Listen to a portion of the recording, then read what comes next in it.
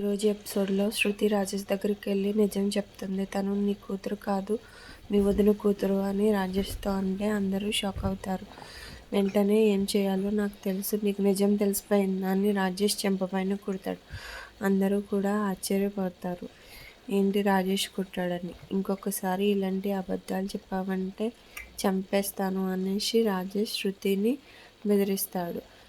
శృతి అయోమయంగా చూస్తూ ఉంటుంది. రాజేష్, నువ్వు ఇలాంటి అబద్ధాలు ఇంక చెప్పడం మానేసే, జీవితాంతం ఇలానే ఉంటావా, మారవా అని రాజేష్ తిడతాడు.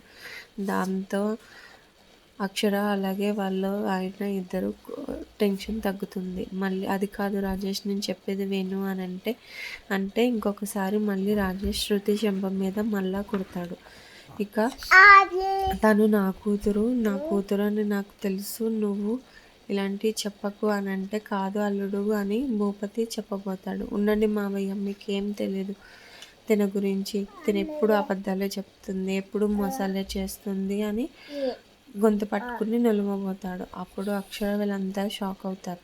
అందరూ ఇడిపిస్తారు. ఈ లోపల తన కోపంతో కుర్చీని నెట్టుకుని రాజేష్ వెళ్ళిపోతాడు.